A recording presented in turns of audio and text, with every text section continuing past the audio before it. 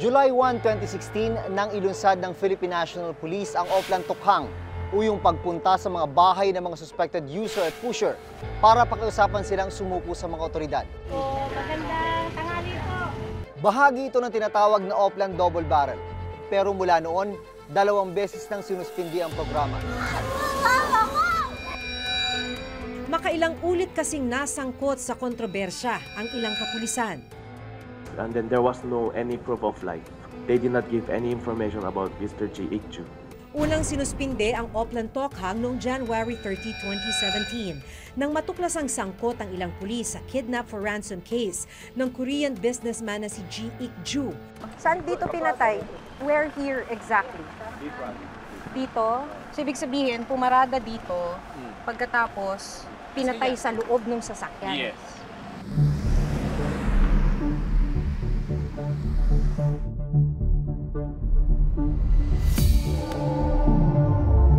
Muling inilunsad ang Oplan Tokhang noong March 7, 2017 na tinawag na Oplan Double Barrel Reloaded. Pero muli rin itong inihinto noong October 10, 2017. Nang masangkot naman ang ilang pulis sa kontrobersyal na one-time big-time operation sa Caloocan City. Napatay ang 17 taong gulang na si Kian de los Santos matapos umanong manlaban. Sa loob ng 13 buwan na implementasyon ng Project Double Barrel, nasa mahigit 3,000 drug suspects ang napatay sa mga lehitimong police operation matapos umanong manlaban.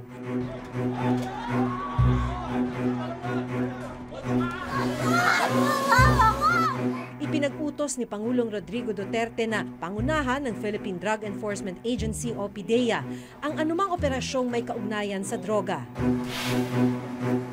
Pero ngayong January 29, 2018, muling ibinalik ng PNP ang Oplan Tokhang. Anong pagkakaiba nito sa mga nakaraang programa ng pamahalaan kontra droga? Kumusta na ba ang ilang kontrobersyal na kasong kinasangkutan ng mga pulis?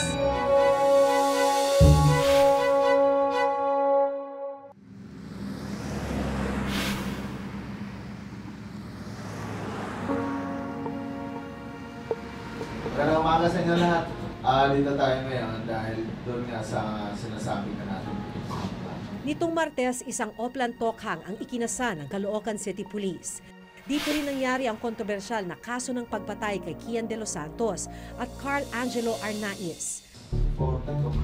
Sa muling paglulunsad ng Oplan Tokhang, kasama na ng Caloocan Police ang isang spiritual advisor at 3 miyembro ng Barangay Anti-Drug Abuse Council. Lahat ng mga tinutokhang natin ay dapat imbitahan natin. Ngayon, kung ayaw nilang sumama, hindi kailangan nating pilitin. Ngayong tapos na yung briefing, naghahanda na yung grupo, paalis na para sa ika-5 Tokhang dito sa Caloocan City. Isa sa mga gustong imbitahan ng PNP para sa mga ganitong operasyon nila ay media. So sasamahan natin sila sa operasyong ito. At kung makikita ninyo, mayroon din kasama ngayong umaga na BBC, isa sa mga international news organization.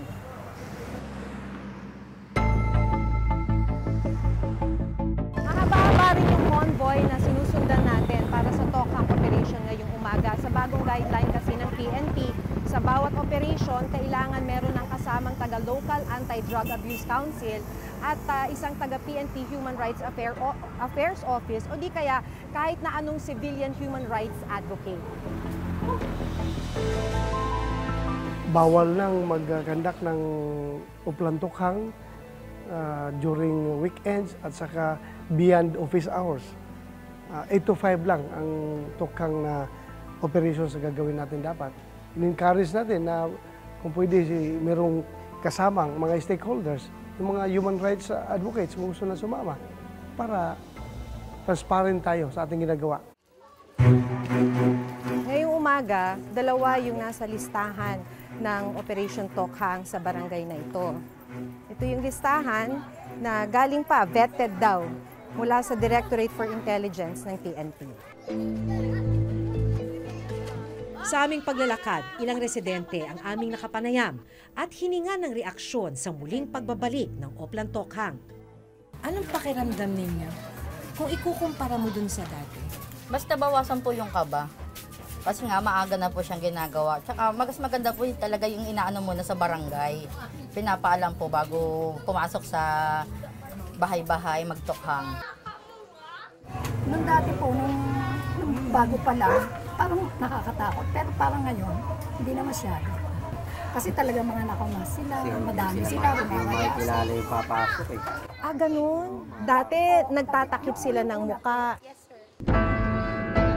Ang imaheng ito ang gusto raw burahin ng Caloocan City Police. Beforehand, akala nila ang tokhang pag tinutok papatayin. Pero dahil naging madugo talaga yung tokhang nung mga nakaraan. So, ngayon, sir, ito yung bagong instruction ng natatakot po ba sa inyo ang mga residente ngayon? ay wala namang ganong pangyayari. Unang pinuntahan ang bahay na ito kung saan mag-asawa ang itinurong nasa watchlist ng PNP. Malinaw dun sa guidelines ng PNP na kukumbinsihin lamang, hindi sila pwedeng pumasok sa loob ng bahay nung nasa listahan at kung ayaw sumama ay hindi nila maaaring pilitin. Humarap sa mga otoridad ang nasa watchlist na itatago namin sa pangalang Helena. Aminado si Helena na dati silang gumagamit ng ipinagbabawal na gamot. Itinigil na raw nila ito mula nang magsimula ang laban kontra droga ng pamahalaan. Sasama po ba kayo sa kanila susunod? Susunod. Yung asawa niyo po, nasa drugs watchlist din. Sumuko yun. Gumagamit po ba siya? Dati. Nagbebenta po ba? Hindi naman. Natatakot po kayo ngayon? Ano yung pinakakinatatakutan ninyo mga? Ayan. Matay. Hindi sumama sa himpilan ng pulis sina Helena, pero patuloy daw silang imomonitor ng barangay. Kakausapin na kung pwede, ihinto na nila yung ginagawa nila or kung magboluntaryo sila, mag-avail sila sa mga community-based drug rehabilitation program ng mga LGUs, then tutulungan natin sila na mag-undergo ng rehabilitation. Bigo namang maabutan sa ikalawang bahay ang target na taong kabilang sa drugs watchlist ng PNP. So sa tingin niyo po ba umalis lang dahil coordinated? Alam nila na darating? Hindi ko din po masasagot, ma'am. Basta ang alam ko po na nakikita naman daw po yung hinahanap natin na nandito dito. Ito pong bahay na ito dati, ito po yung mga drug den. Drug den? Alam po yan dito sa community. Kanila din naman po nang gagalingin. Babalikan niyo ba to, sir? Depende man. Depende, babalikan po yan. Para ma-continuous yung operations lang. Magandang umaga. Ikalawang linggo na nitong Oplan Tokhang Reloaded. Sa ngayon ay wala pa namang napapatay.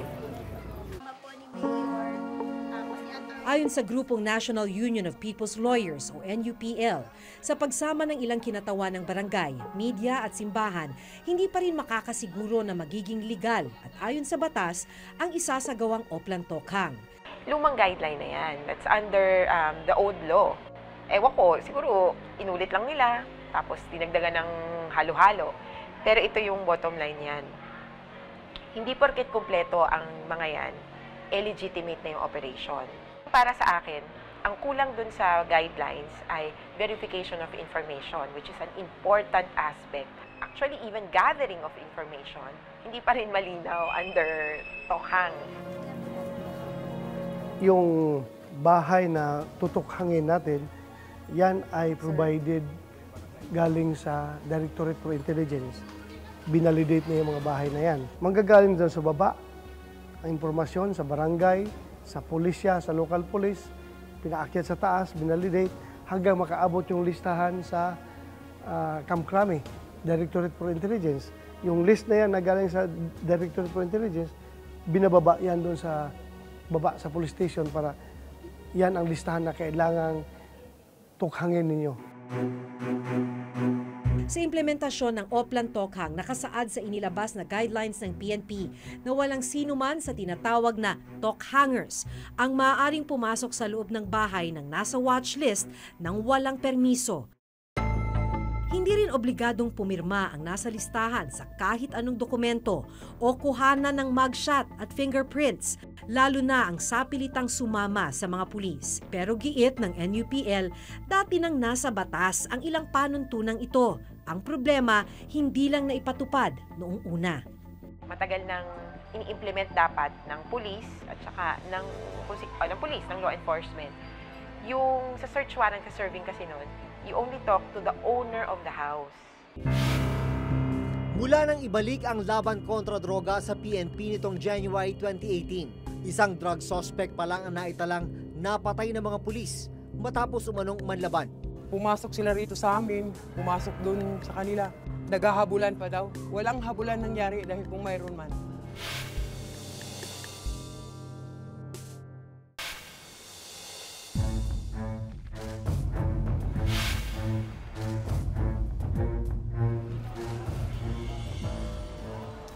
Mula nang ibalik ang laban kontra droga sa PNP nitong Enero 2018, isang kaso pa lamang ng napatay matapos umunong manlaban ang naitala.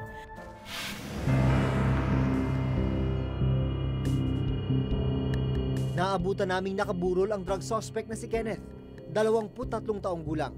Well, it is a legitimate bypass operation.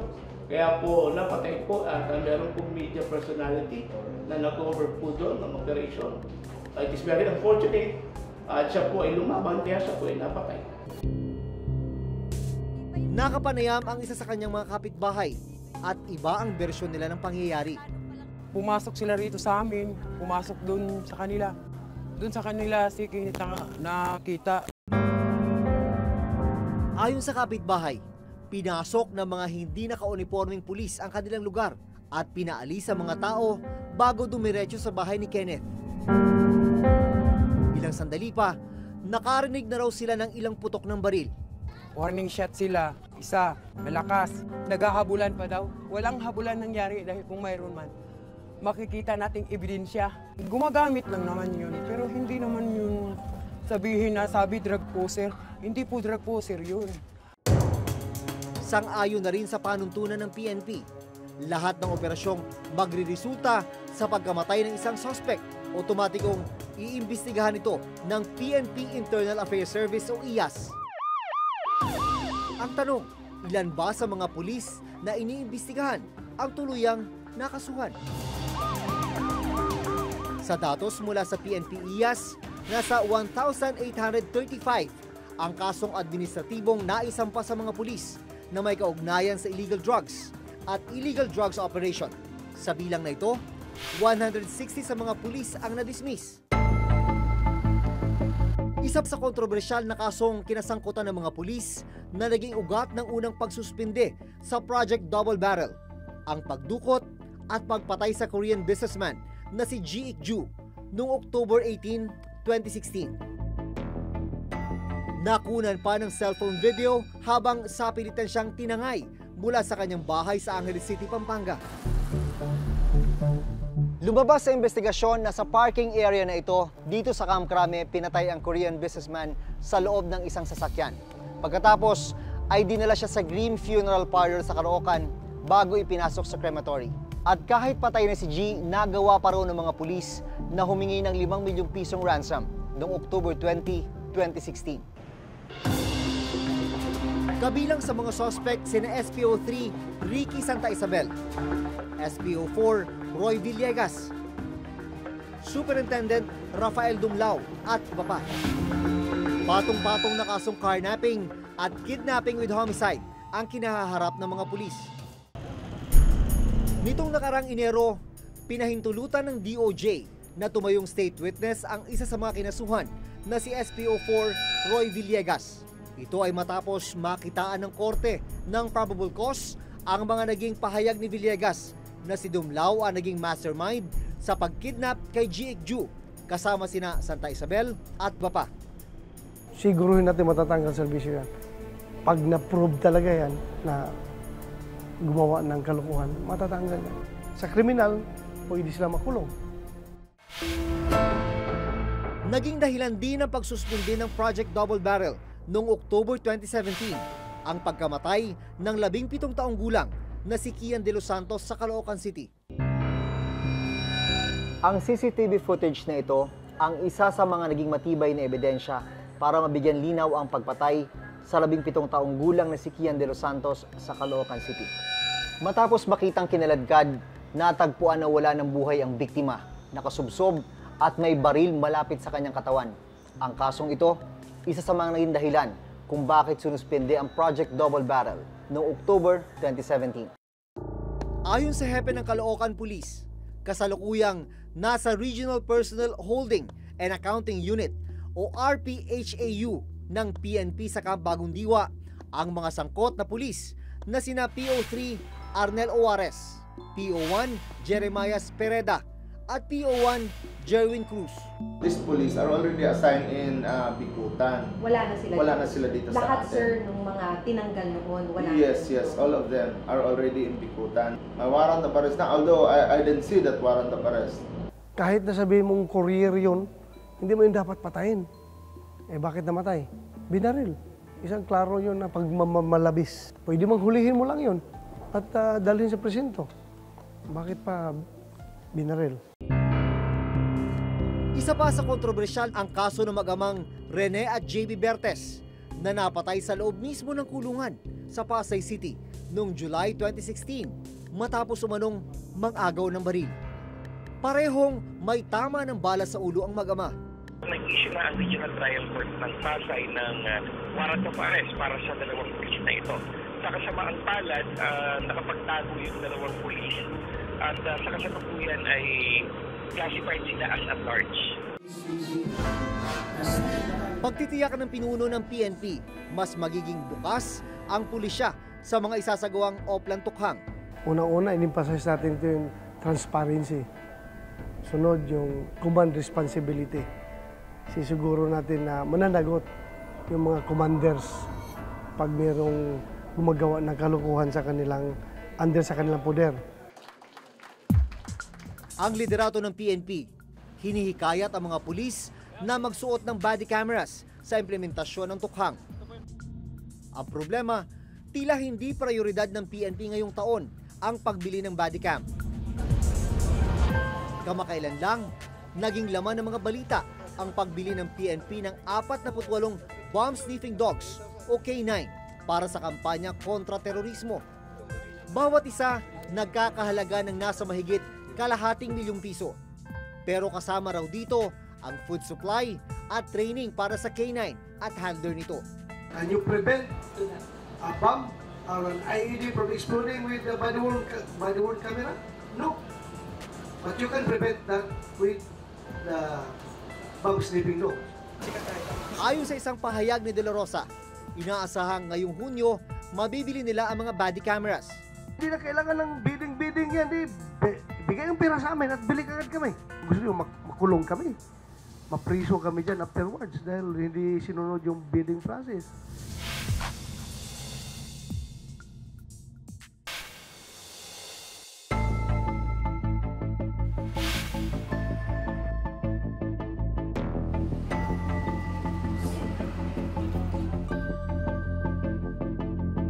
Ngayong ibinabalik sa PNP ang pagpapatupad ng laban kontra droga, paano masisigurong hindi ito magiging madugo at marahas?